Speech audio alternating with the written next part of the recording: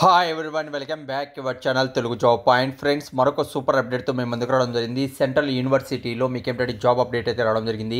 అంటే ఇక్కడ 10+2 అలానే 10th క్లాస్ అలానే 12th క్లాస్ ప్రతి ఒక్కరు కూడా అప్లై చేసుకున్న వీలుగా ఇక్కడ జాబ్ అప్డేట్ అయితే ఉండదండి. వీడియో ఎండ్ వరకు చూసారంటే ఇక్కడ ఎలాంటి ఎక్స్పీరియన్స్ లేకుండా జస్ట్ మీ దగ్గర సర్టిఫికేట్ ఉంటే మీరు అప్లై చేసుకుని సెంట్రల్ గవర్నమెంట్ జాబ్ పర్మనెంట్ ఉద్యోగం అయితే ఇక్కడ మీరు పొందవచ్చు. ఇందులో ఆంధ్రప్రదేశ్ కావచ్చు, తెలంగాణ కావచ్చు, రెండు తెలుగు రాష్ట్రాల వాళ్ళు కూడా అప్లై చేసుకొని అలానే మన సొంత రాష్ట్రంలో ఉద్యోగం పొందే అవకాశం అయితే మీకు ఇక్కడ ఉంటుందండి. ఓకే, అయితే డీటెయిల్గా ఇక్కడ మీరు కానీ చూసుకున్నట్లయితే నేను చెప్పాను చూడండి, ఆల్ ఇండియన్ సిటిజన్ అందరూ కూడా ఇక్కడ అప్లై అనేది చేసుకోవచ్చు. ఆంధ్రప్రదేశ్ కావచ్చు, తెలంగాణ ఇద్దరు కూడా.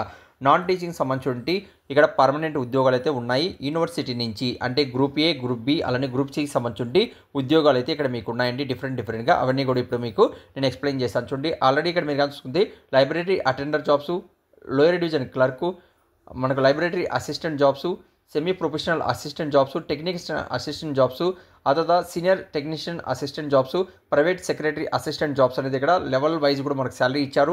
ఇక్కడ వేకెన్సీస్ ఇచ్చారు. క్యాస్ట్ వైజ్ కూడా మనకు డివైడ్ చేయడం జరిగింది. ఇందులో అందరూ కూడా అప్లై అనేది చేసుకోవచ్చండి. అలానే శాలరీస్ కూడా మనం కానీ చూసుకున్నట్లయితే 18,000 నుంచి 1,40,000 అంటే 1,80,000 పైన ఇక్కడ మీకు శాలరీ పొందే అవకాశం అయితే ఉంటుంది. ఇక్కడ మనకు పోస్టులు అనేది ఇవ్వడం జరిగింది. పోస్టులు తక్కువ ఉన్నప్పటికీ మీరు అర్హులైతే మాత్రం తప్పనిసరిగా అప్లై చేసుకోండి. ఓకే, అర్హత మనం కానీ చూసుకున్నట్లయితే లైబ్రరీ అటెండర్ జాబ్స్కి 30 లోపల ఏజ్ అనేది ఉండాలి. 10+2 ఇక్కడ అంటే ఇంటర్మీడియట్లో మీకు సైన్స్ సబ్జెక్ట్ ఉన్న వాళ్ళు అప్లై అనేది చేసుకోవచ్చు. అలానే లోయర్ డివిజన్ క్లర్క్కి ఇక్కడ బ్యాచులర్ డిగ్రీ కంప్లీట్ చేసిన అభ్యర్థులు, అలానే టైపింగ్ అనేది మీకు హిందీలో అలానే కంప్యూటర్లో టైపింగ్ అనేది మీకు వచ్చి ఉండాలి. లైబ్రరీ అసిస్టెంట్ జాబ్స్కి ఇక్కడ లెవెల్ 4లో శాలరీ ఇస్తారు. ఎన్ని డిగ్రీ పాస్ అయిన వాళ్ళు, దాంట్లో ఏంటంటే కంప్యూటర్ కావచ్చు, సైన్స్ కావచ్చు, ఇన్ఫర్మేషన్ టెక్నాలజీ చేసిన వాళ్ళు, బ్యాచులర్ డిగ్రీలో కంప్యూటర్ అప్లికేషన్ చేసిన వాళ్ళు ఇక్కడ అప్లై అనేది చేసుకోవచ్చు. అలానే లైబ్రరీ అసిస్టెంట్ జాబ్స్కి లెవెల్ 4లో శాలరీ ఇస్తారు. 30 లోపల ఏజ్ అనేది ఉండాలి.